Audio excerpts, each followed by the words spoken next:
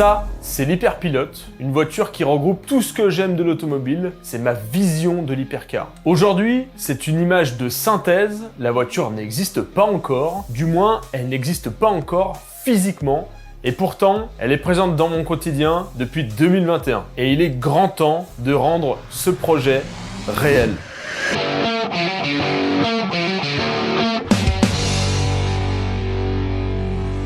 Avant d'être physique, le projet est informatique. Toute la conception a été assistée par ordinateur. Et comment ne pas vous parler du sponsor de cette vidéo qui n'est autre que Dassault Systèmes SolidWorks. Et ils ont une offre hyper intéressante pour tous les passionnés de CAO pour à peine 48 € par an. Ils ont renouvelé leur offre et il y en a deux maintenant. La première option comprend X-Design et X-Shape et d'autres applications qui sont basées sur navigateur avec stockage entièrement sur le cloud. Et l'avantage avec cette première option, c'est que ça fonctionne sur tablette, sur Mac, bref, c'est ultra flexible. La deuxième option inclut 3D Experience SolidWorks qui vous permet de travailler en local sur votre PC Windows. Mais vous pouvez toujours sauvegarder vos créations sur le cloud si vous le souhaitez. Dans cette offre, vous avez aussi un logiciel de FAO local pour vos G-codes d'usinage numérique. Ça, c'est plutôt cool. Et l'efficacité de SolidWorks, elle n'est plus à prouver. Perso, j'ai absolument tout conçu avec ce logiciel de conception mécanique. Et ça fait plus de 15 ans que je conçois mes projets sur SolidWorks. J'aime ce logiciel, c'est une folie. Donc la GT40 a été modélisée avec, l'Hypercar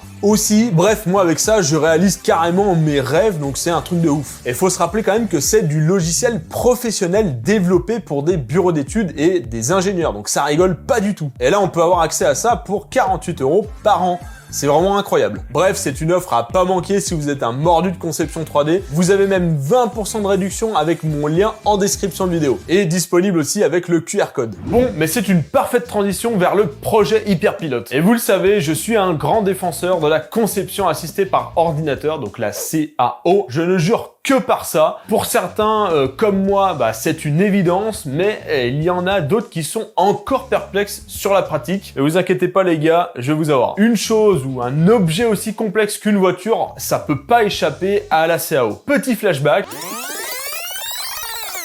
2021, le design est posé, on a une direction, lancement du projet. 2022, on ajoute de la technique à cette carrosserie avec l'intégration et la modélisation de la pièce principale de la voiture, la monocoque carbone. Un truc ultra compliqué à modéliser même avec mes 15 ans de pratique sur SolidWorks. Cette pièce, elle va être entièrement fabriquée sur mesure. Il nous faut des masters et des moules. Et pour avoir tout ça, il nous faut usiner de la matière numériquement. Parce que ça demande quand même de la précision. Et on a déjà une première fonction de la CAO, usiner des pièces grâce au modèle 3D. Vous connaissez très certainement les imprimantes 3D, c'est le meilleur exemple. Vous avez un 3D d'un côté et l'imprimante 3D vous imprime votre 3D. Vous pouvez pas faire sans modèle 3D. 2023 commence par un mécanisme de portière fonctionnel. Et ça, c'est une nouvelle fonction qui s'offre à nous, la vérification des pièces en mouvement. On poursuit avec toujours plus de pièces en fibre et de carrosserie qui vont demander un max d'usinage en numérique. La CAO, c'est anticiper les formes, le design, le fonctionnement mécanique, mais aussi l'étude des fluides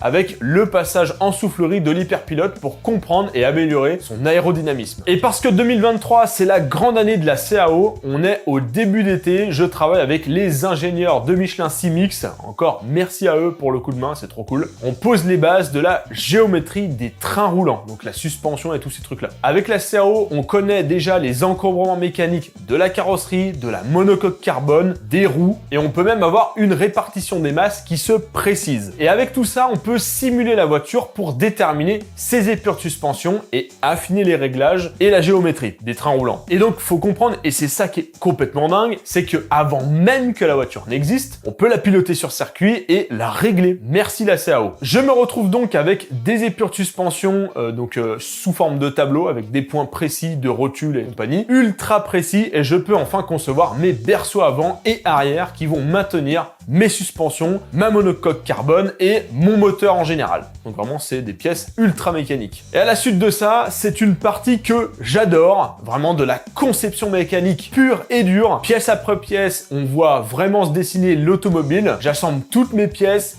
vis après vis, écrou après écrou. Je modélise les colliers réalisants, les gaines électriques, les durites de frein, d'essence, bref, absolument toutes les pièces. Et mettre l'intégralité des pièces à la rondelle près, ça me permet d'en sortir une nomenclature complète de la voiture. Et une nomenclature, qu'est-ce que c'est? C'est un immense tableau qui liste toutes les références des pièces et leur quantité. Bref, c'est la liste de courses. Et le 31 décembre 2023, c'est la fin de la conception 3D de l'Hyperpilote. Voilà pour le flashback.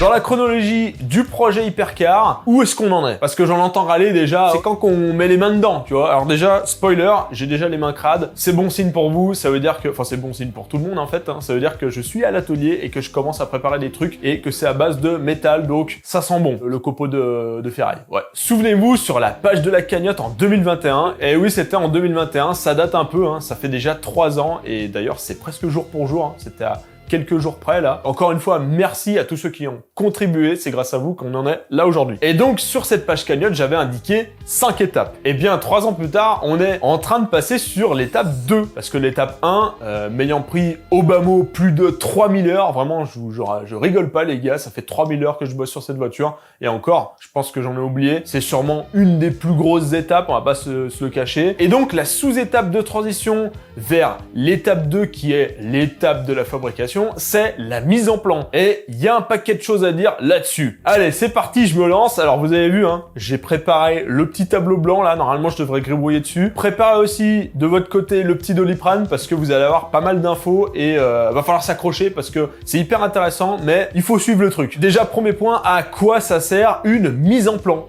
Alors imagine, tu veux une nouvelle cuisine chez toi. Tac, t'as ton mur comme ça, t'as la porte d'entrée là, une fenêtre ici, et à ce moment-là, qu'est-ce que tu fais? Tu prends un mètre et tu mesures la distance entre tes murs, l'emplacement de la fenêtre, donc tu commences à mettre des cotes ici, des cotes ici, tac, cette cote-là. Donc voilà, tu fais un dessin avec des mesures et en fait, on vient de faire une mise en plan. Dans ce cas, on parle de mesures, de cote plus précisément en centimètres, voire en demi-centimètres près. En mécanique, déjà, première règle, on parle en millimètres. Donc n'allez pas chercher des mètres, même les centimètres, ça ne fonctionne pas, on parle en millimètres. Et on va sur des échelles beaucoup plus petites avec des cotes parfois à quelques microns. Et pour vous donner un ordre d'idée, un micron, c'est 1000 fois plus petit qu'un millimètre. Donc il y a 1000 microns dans un millimètre. Donc c'est extrêmement précis et en mécanique, on fait des plans pour essentiellement fabriquer les pièces. C'est quand même pratique. Et on fait des plans quand on a déjà fait une conception. Donc la CAO,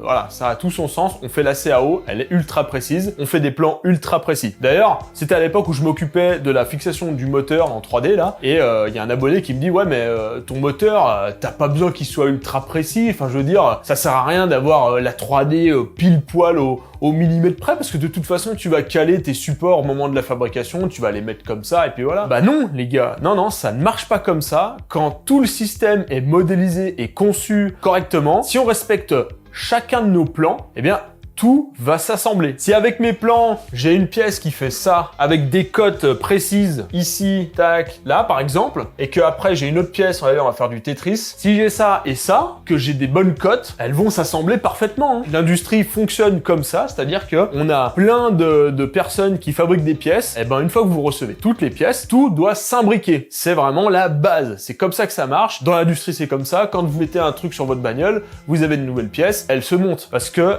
cette pièce a été faite selon les plans du constructeur et elle a été usinée correctement et donc elle s'assemble. Pour l'exemple, hein, le châssis de la GT40, j'avais sorti les longueurs de chaque tube avec les coupes, enfin les degrés quoi de chaque coupe avec les longueurs et tous ces longueurs devaient me faire mon châssis. Eh ben, je vous le dis, hein, j'ai tout coupé à l'aveugle, j'ai empilé mes tubes coupés, voilà, ça me faisait mon stock, mon Lego, hein, sans jamais vérifier que ça pouvait se monter après. Et pourtant, une fois que j'ai soudé l'ensemble des pièces, mon châssis respectait les dimensions de ma CAO. Donc vraiment, c'est juste de la rigueur. On a un plan, on le suit à la lettre et ça fonctionne. Pour la mise en plan, je vais vous faire un exemple ultra concret pour que vous ayez un peu en tête le principe et comment ça fonctionne en général. Bon, déjà, on va aller sur le pédalier de la voiture. Le pédalier, c'est un ensemble composé de plusieurs sous-ensembles de pièces. Et d'ailleurs, petit aparté, hein, toute la conception de la voiture est comme ça. Hein. On a un énorme assemblage global, on a des plus petits assemblages qui composent le gros assemblage et ces petits assemblages assemblages sont composés eux-mêmes d'assemblages et de pièces. Ici, là, on est sous un sous-ensemble de sous-ensemble de sous-ensemble qui est le pédalier, qui est un assemblage de plusieurs pièces, la pédale, le bâti, des vis, des rondelles, tous ces trucs-là. Et dans tout ce bazar, on a un ensemble qui s'appelle le capteur de gaz, qui est un assemblage lui aussi. Pour faire la mise en plan de ce truc-là, on fait une vue éclatée de tout ça. C'est clairement les vues Lego. Les vues Lego, c'est des petits éclatés pour vous permettre d'assembler chaque pièce. On y ajoute des bulles sur chaque élément pour les numéroter et on sort un tableau avec les noms et les quantités de pièces et les petits numéros qui font référence aux bulles. Ce genre de plan, on peut s'en servir pour l'assemblage. On a un tas de vis, on sait pas où elles vont, on regarde la petite bulle. Ah bah cette vis, elle va là. Ah bah cette vis-là, elle va ici. Cette pièce, elle est là, et machin. C'est assez pratique quand même. Et toute cette première mise en plan, on appelle ça une nomenclature, mais ce plan n'est pas un plan de fabrication à proprement dit. C'est pas avec ça qu'on va fabriquer nos pièces. Donc maintenant, on va ouvrir le sous-ensemble capteur de gaz. À quoi sert cette pièce? Quand vous accélérez avec la pédale, au lieu de tirer un câble comme à l'ancienne, en gros on ouvre le papillon, et bah là le papillon il est électronique, donc la pédale elle actionne un levier qui fait tourner un capteur. Et ce capteur il communique avec le calculateur moteur et ça permet de faire plus ou moins accélérer la voiture. Voilà, comme ça vous savez à quoi ça sert. Donc cet ensemble là, on refait une nomenclature parce que il faut faire la nomenclature de chaque sous-ensemble et ensemble. C'est la base. Je me suis tapé absolument tous les sous-ensembles de la voiture. Et il y en a un paquet. Le nombre s'affiche à l'écran. On se retrouve avec de la plus petite pièce, et là c'est sympathique. Et c'est vraiment parfait pour vous expliquer la mise en plan. Enfin, en tout cas, une mise en plan type. Il y a un truc hyper intéressant là-dedans, et c'est pour ça que j'ai pris cet exemple.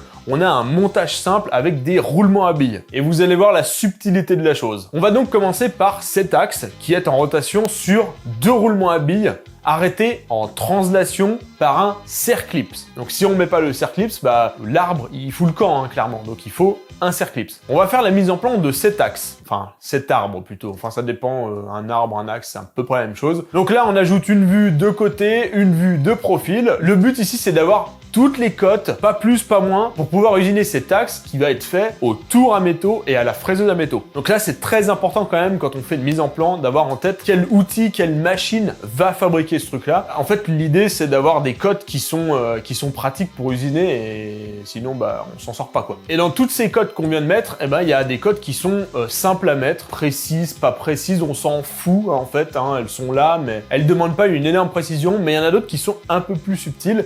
Et c'est là que j'ai envie de vous amener. En ingénierie mécanique, on a une notion du jeu qui est ultra importante et pas très simple à comprendre à première vue, quoi. Le jeu mécanique, vous connaissez tous, c'est quand vous faites un trou, un perçage de 6,5 mm pour faire passer une vis de 6 mm par exemple. Donc là, ici, dans ce cas-là, vous avez 0,5 mm de jeu environ. On fait ça parce qu'on sait pertinemment, enfin tous ceux qui ont fait l'expérience, si vous avez une vis de 6 à mettre et que vous percez à 6, c'est sûr que ça va pas marcher, on va se faire chier, la vis elle va pas se mettre correctement, enfin vous allez perdre du temps, ça sera pas aligné correctement. Donc on met un petit peu de jeu, la mécanique, et le jeu fonctionnel, ça fonctionne très bien. Donc ici avec l'histoire de la vis, c'est un exemple très simple avec un jeu qu'on arrive à percevoir, on le voit le jeu, on voit que ça bouge là, la vis elle passe, il n'y a pas besoin de mettre de loupe, de vérifier, ça se perçoit. Là si on veut être encore un tout petit peu plus précis, on a le cas de mon axe ici, j'ai pas mis une cote de 20 mm pile poil, mais 20,1, comme ça je suis sûr que quoi qu'il arrive, je vais arriver à mettre mon serre-clip sans souci. Donc là vous voyez, si on zoome, on voit le petit jeu, voilà, ça va un petit peu bouger, c'est pas grave, dans le fonctionnement de la pièce, ça nous convient. Et c'est ce qu'on peut appeler le fameux jeu fonctionnel. Cependant, il existe des jeux beaucoup plus précis qu'on ne peut pas voir, clairement, c'est impossible de le voir à l'œil nu, et on appelle ça un ajustement. Bon les gars, c'est là que vous avalez votre Doliprane. Les ajustements permettent de définir exactement le jeu ou l'interférence entre deux pièces. Par exemple, les annotations H7G6, donc ce truc-là, détermine un ajustement qui est glissant. Les deux pièces peuvent glisser entre un arbre et un alésage, par exemple, précis. Donc ça, c'est un ajustement glissant précis. Vous savez, c'est les trucs satisfaisants là qu'on voit des fois sur TikTok ou tous ces trucs-là. On va revenir plus tard sur ce que c'est que ce truc-là, qui vous intrigue sûrement, enfin j'espère en tout cas. Sur un plan mécanique, il ne suffit pas d'écrire « ça doit glisser un peu » ou « ça doit forcer un peu, mais pas trop, t'inquiète frérot ». Non, ça fonctionne pas comme ça. Pour cela, on utilise une norme ISO qui précise les ajustements. Cette norme, elle permet de classer et de quantifier des ajustements tels que glissant ou montée de force. Et ici, on a de vraies valeurs nettes et précises qui sont encadrées par cette norme. Ça évite les trucs hyper subjectifs, un petit peu glissant, un petit peu de force. Ça marche pas. Vraiment, l'usineur, il va pas comprendre. Il préfère utiliser ce genre d'annotation. Bon, prenons l'exemple d'un arbre de 20 mm de diamètre qui doit passer dans un alésage de 20 mm que l'on souhaite assembler avec ce fameux H7G6, donc qui est un ajustement glissant précis. Petite précision, un alésage, c'est un trou. Donc d'après la norme, et pour avoir un ajustement glissant précis pour un arbre et un alésage de 20 mm de diamètre, il nous faut un jeu de 21 microns entre nos deux pièces. Donc là, vous vous dites, bah facile, j'ai mon axe qui fait 20, bah j'ai qu'à mettre le trou à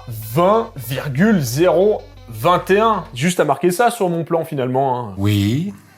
Ben non. En fait, cette méthode, elle manque de précision et on oublie une notion qui est hyper méga importante, c'est la notion de tolérance. Nous, ce qu'on veut, c'est le diamètre nominal qui est 20 mm et on veut une annotation qui nous permettra de faire ce fameux ajustement glissant précis. Et donc, on va rajouter H7G6. Ce truc-là, il fait toute la différence. Voilà, maintenant, j'ai plus qu'à vous expliquer ce que ça veut dire. Pour l'ajustement, donc le un peu glissant, un peu serré, on utilise le H et le G. On a un cube, hop, et là, on a le cylindre. Il faut que ce truc-là aille là-dedans et que ça puisse glisser, mais précisément. En gros, on a ce truc-là, il est pour ce truc-là, et ce truc-là, il est pour ce truc-là. Et donc, chaque partie, on a une lettre et un chiffre. Et on va commencer tout de suite par expliquer ce qu'est le chiffre. Je pense que c'est plus facile de commencer par le chiffre qui détermine la tolérance, la fameuse tolérance. Une tolérance, qu'est-ce que c'est? Eh bien, c'est l'écart acceptable autour de la cote nominale, la cote idéale. Et dans notre cas, la cote idéale, c'est le 20 mm.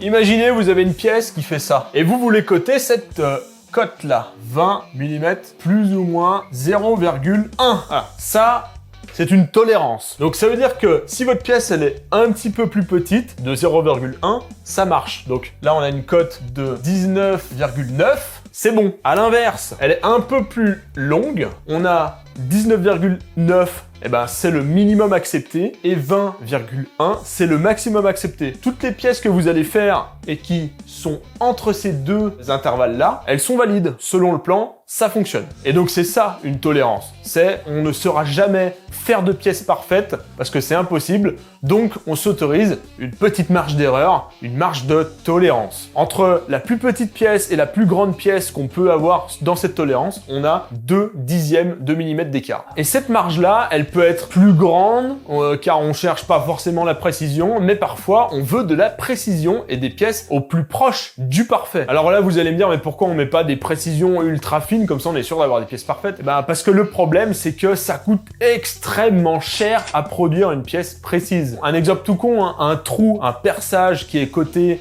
à 5 mm plus ou moins 0,3 mm, bah voilà, tu prends ton forêt, tu fais ton trou, c'est terminé. Le même trou, hein, en 5 mm coté à plus ou moins 0,01 mm, c'est un autre délire. Hein. Déjà, il faut avoir les outils pour le mesurer, pas simple, et il faut les outils pour le faire. Très compliqué. Hein. Et si on va titiller le micron, le micromètre, hein, même la température de la pièce fait varier le micron. La matière se dilate, donc là, on peut voir un micron, on peut voir la déformation d'une pièce. Donc vraiment, c'est incroyable. Voilà, c'est pas du tout la même échelle de tarif, donc c'est pour ça que quand on peut, on ne met pas de précision, comme ça coûte rien, c'est plus facile. Faire de la surqualité, c'est pas bon du tout. Donc on s'abstient un peu. Maintenant, on sait ce que c'est une tolérance. C'est bien joli tout ça, mais qu'est-ce que c'est que le 6, le 7, du H7G6? Le 6 et le 7 correspondent tout simplement au niveau de tolérance. Plus ce chiffre, il est petit, plus la tolérance, elle est serrée. Donc là, tout à l'heure, on a vu, hein, la tolérance, elle était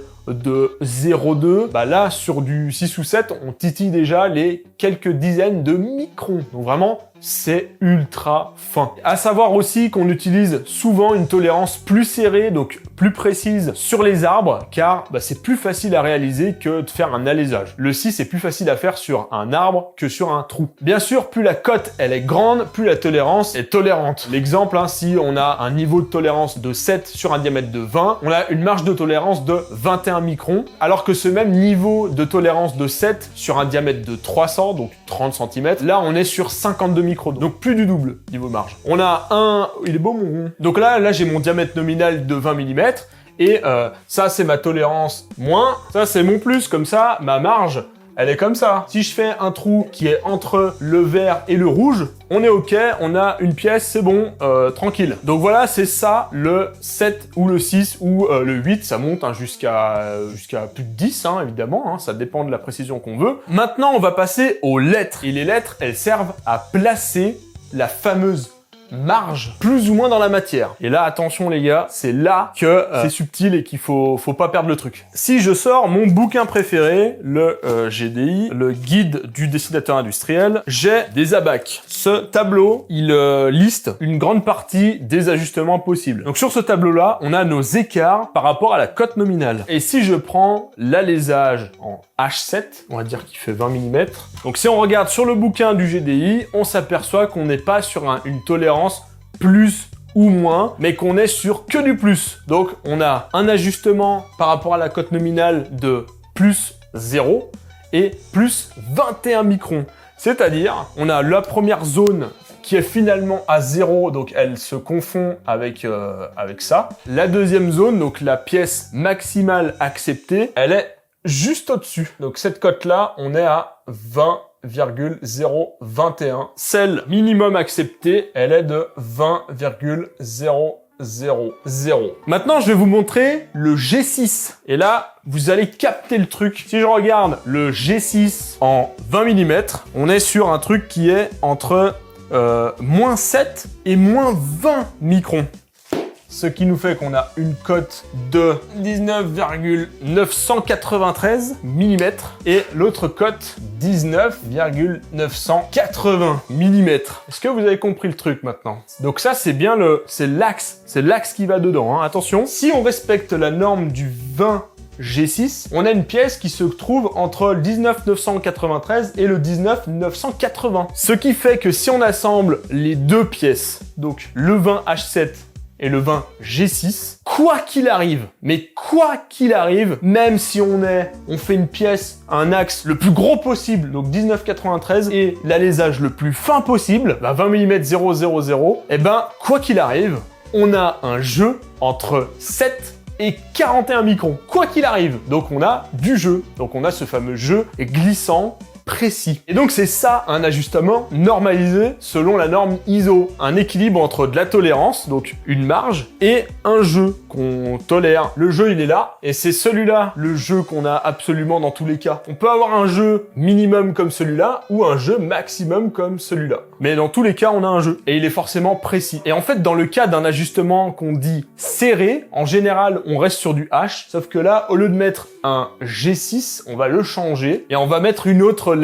et les plus connus pour les ajustements serrés, c'est le H7 M6 ou le H7 P6. Donc ça, c'est des ajustements serrés précis. Quand on est sur du 6, en mécanique générale, c'est déjà costaud. Et le même mot technique du H7 M6 et du H7 P6, c'est que le M6, c'est monté à la masse, et le P comme monté à la presse. Donc c'est un petit peu plus serré. Et là, si on représente un ajustement en M6, la cote rouge maximale, qui est à 20,021, et la plus petite, qui est à 20,008. Et donc là, vous comprenez que quoi qu'il arrive, au-dessus de notre H7 en 20 mm, ça fait qu'on a forcément tout le temps un jeu négatif. Donc la matière qui se chevauche, il faut monter ça en force. Donc voilà, j'espère que vous avez compris le délire des ajustements. C'était un gros challenge de tenter de vous expliquer ça simplement. Faut savoir qu'en études de conception mécanique, c'est un des premiers gros chapitres. Il est essentiel pour continuer, et surtout dans la mise en plan, et même pour l'usinage, hein. Si on revient à notre plan d'arbre pédale de gaz, on a un montage sur roulement à billes. Et là, ça y est, on a notre lien entre cet énorme chapitre sur l'ajustement et le fameux roulement à billes avec ma pièce de pédale. Donc le roulement à billes, c'est souvent, presque tout le temps, coté en H7 G6. Donc un roulement à billes, c'est ça, hein, c'est un cylindre, hein, finalement. Ce diamètre-là, il est en G6, et celui-là, il est en H7. 7. C'est quasiment tout le temps le cas sur les roulements à billes. Donc sur mon plan, vu que je veux un ajustement précis et glissant, je mets le G6 pour former un H7 G6. Alors la touche perso, hein, sur mes plans, j'aime toujours mettre les valeurs de chaque ajustement. Comme ça m'évite de sortir le bouquin là à l'atelier. Comme ça, j'ai directement les valeurs et je m'emmerde pas. Mais en temps normal, on ne met que le diamètre plus le G6, le machin, et l'usineur, et il se démerde. Hein. Il connaît, il sort son bouquin, il a tout, voire même il les a en tête. Et voilà, il sait faire. Bien sûr, tout ce qu'on vient de voir sur les ajustements et tout, c'est pas réservé que au diamètre. Hein. On peut le faire sur des cotes de rainure, par exemple, ou juste sur des longueurs qu'on aimerait qu'elles soient précises. Hein. C'est pas réservé que au roulement à billes et que au diamètre, hein, vraiment. Hein. Évidemment, je vous expliquerai lors de la fabrication comment on usine un ajustement et avec quoi on mesure des centièmes de millimètre. Spoiler, hein, c'est pas avec un pied à coulisse, ça peut afficher le centième, mais ça l'affiche seulement, hein. Ça le mesure peut-être pas, parce que là, il y a un jeu fonctionnel qui n'est pas en H7 G6, par exemple. Il peut vite se mettre en crabe et on a une mesure qui est complètement faussée, donc ça, c'est cool, mais ça, c'est pas ultra précis non plus. On va plutôt préférer un micromètre qui est beaucoup plus précis. Et un micromètre, j'en ai toujours un sous le bras. Les ajustements, c'est une chose. Après, il reste encore les tolérances géométriques, où on souhaite par exemple avoir un équerrage entre plusieurs surfaces, ou un parallélisme entre deux autres surfaces. On peut aussi avoir les états de surface, lisse, moins lisse, miroir, avec le fameux RA. Bref, on a un tas de normes et de dénominations pour rendre les plans les plus proches possibles de ce qu'on veut vraiment. Faut pas oublier que c'est aussi un gage de qualité. Si tu fais faire une pièce et il y a une cote ou un état de surface ou une géométrie qui est pas bonne, bah le plan il fait preuve. Hein. D'ailleurs inversement, hein, si c'est pas coté correctement, l'usineur il va pas se faire chier, hein, il va faire son truc. Et puis bah si c'est pas coté correctement, tu l'as dans le cul. Hein. Si tu veux mettre un roulement à billes sur ton axe, tu mets juste le diamètre, ton roulement ne passera pas, hein, ou il passera trop. Donc hyper important de faire correctement une mise en plan avec les dénominations correctes. Après, pour pas surcharger des plans, et selon les domaines, on a des normes qui s'appliquent sur toutes les cotes d'une mise en plan. Je sais plus le nom, mais elle s'affiche ici. Hein. Moi, j'utilise celle-là, en tout cas. Et cette norme-là, elle exige que chaque cote ait un minimum de précision. Mais en général, c'est une précision qu'on arrive facilement à atteindre. Mais quand même, ça permet de cadrer un peu. Si on revient sur le projet Hyperpilote, la plupart des plans, ils sont simples. C'est pas des pièces ultra complexes. La vraie difficulté dans cette étape, hein, c'est le nombre de pièces à faire en plan. Hein. Là, j'en ai compté à peu près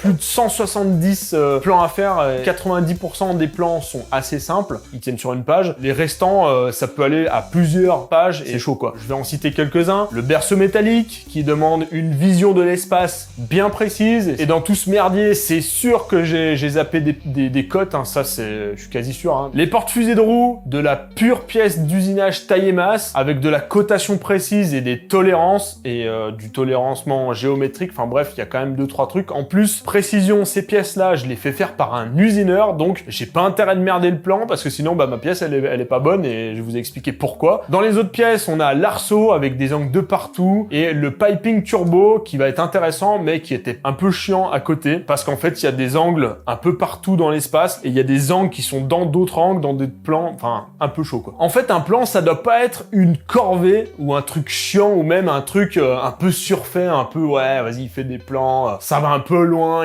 enfin voilà quoi. C'est en fait le moment où vous imaginez la fabrication de la pièce. Vous anticipez les étapes. Vous vous dites, voilà, cette cote-là que je suis en train d'afficher là, c'est celle-là qui va me servir à faire ce truc-là. Moi, quand je fais une mise en plan, quand je cote une pièce, il y a toujours cette question qui revient en boucle. J'ai besoin de quelle vue, de quelle cote pour ce truc-là. T'as une plaque de ferraille comme ça, hop, avec un trou comme ça. Qu'est-ce que tu veux savoir? Bah, tu veux savoir sa cote ici, tu veux savoir sa cote ici, et éventuellement la profondeur du trou et son diamètre. Bref, voilà quoi, le but c'est de poser le cerveau à l'atelier. On n'est pas censé se dire « Attends, mais ce trou-là, est-ce que je le mettrais pas un plus là ?» Non, non, là, tu passes en mode machine, t'as ton plan, il faut que ce qu'il y a sur le papier, ça soit réel, au millimètre près, au centième près. Le micron, on repassera, moi je peux pas usiner de micron, je peux pas le mesurer non plus, donc ça sert à rien. Et là où ça va être magique, c'est lors de l'assemblage. Tout va s'assembler comme par magie. si on a bien fait son travail. Allez, petit bonus, le boss final des plans, c'est quand même la monocoque carbone. C'est pas vraiment la cote de la forme à proprement dit, hein, parce qu'il y a des abonnés qui m'ont demandé, hein, mais comment on cote une carrosserie? Bah, en fait, une carrosserie, de ce que je sache, hein, évidemment, hein, ça ne se cote pas. Enfin, t'imagines coter des courbes et des surfaces en 3 dimensions. Enfin, j'imagine la galère, quoi. Il doit y avoir peut-être des gabarits étalons, hein, sûrement, mais voilà. Là, le but, moi, c'est pas du tout de coter la carrosserie. Par contre, la monocoque carbone, elle possède, et tout comme le capot, les ailes, les pare-chocs, les machins, les portières, toutes ces pièces-là, elles possèdent des cotes fonctionnelles pour fixer d'autres éléments mécaniques qui, eux, sont cotés et sont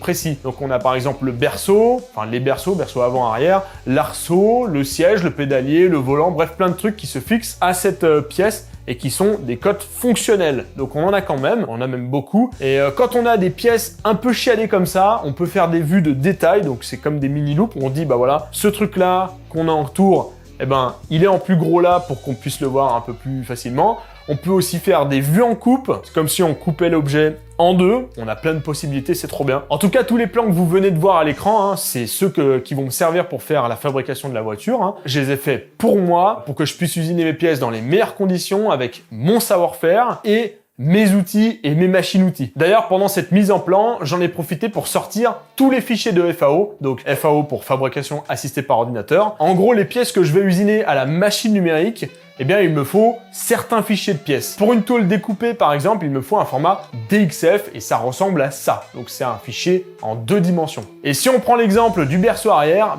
des fichiers DXF, j'en ai un peu plus de 30 pour des pièces découpées et à assembler. Et là, avant d'envoyer tout ça à mon découpeur, chaque fichier, je note l'épaisseur de la matière et les quantités, combien j'en veux. Et pour résumer tout le travail de la mise en plan sur le projet Hyperpilote, l'Hyperpilote comptabilise, en tout cas pour l'instant, 173 plans que j'ai réalisés en un peu plus de 2 mois quand même, 2 mois et demi. J'ai bien rush. Et je suis ultra content de voir qu'on est si proche de la fabrication. Vraiment, là, il n'y aura plus qu'à imprimer et à partir sur les machines. Et je suis très content de vous montrer vraiment l'envers du décor de ce projet. C'est des choses qui sont ultra passionnantes, mais qui sont pas souvent mis en avant parce que, enfin voilà, il n'y a pas à chier, hein, c'est ultra théorique. Ça plaît pas à tout le monde, malheureusement. Faut savoir que moi, dans ce projet, il n'y a pas une étape que je déteste. Tout est super intéressant et varié. Enfin, de toute façon, on peut pas ne pas être passionné et faire 170 plans d'une bagnole, c'est pas possible. La fabrication, c'est génial. C'est une étape qui va être incroyable. Ça va être sûrement la meilleure. Hein. Clairement, la GT40, c'était fabuleux. Mais voilà, il y a plein d'autres trucs que j'ai envie de vous partager, donc je le fais. Et c'est le moment de faire l'instant T pour avoir des nouvelles du projet en temps réel. Alors, ça prend plus de temps que prévu, mais l'atelier est en phase d'être complètement opérationnel. Je commence vraiment à me sentir à l'aise. Je commence bien à bricoler dessus et tout, à faire des pièces, à faire des trucs. Donc vraiment, je suis content. C'est pratiquement fini de déménager. Hein. J'ai encore 2-3 pièces dans l'ancien atelier. Côté Hyperpilote, en fait, là, tout est commandé. Donc j'ai reçu les tubes acier et aluminium pour toute la bagnole. Vraiment, j'ai pris toutes les longueurs. J'ai contacté comment faire. Ils m'ont tout livré. Super. Les pièces complexes en usinage,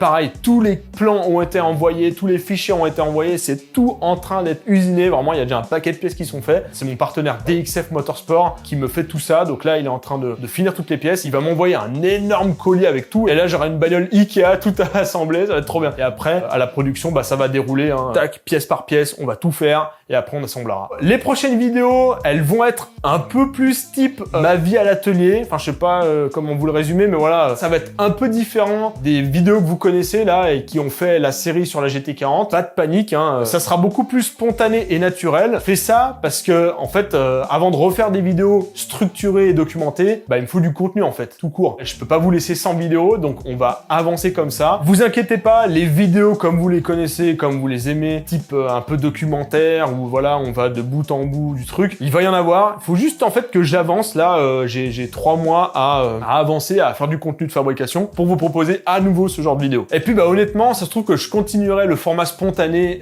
mode vlog et lorsque j'aurai de quoi sortir une belle vidéo documentée, je la sortirai. On verra bien, hein, ça se trouve que les deux formats peuvent coexister. Je vous laisse me dire votre avis en commentaire. Hein. Je pense que les deux peuvent être possibles. En attendant, si la vidéo vous a plu, n'hésitez pas à la liker, à la partager, à la commenter si vous avez des questions, des suggestions. Je lis tous les commentaires. Abonnez-vous pour ne pas manquer la suite du projet. Et moi, je vous dis à la prochaine. Tchou!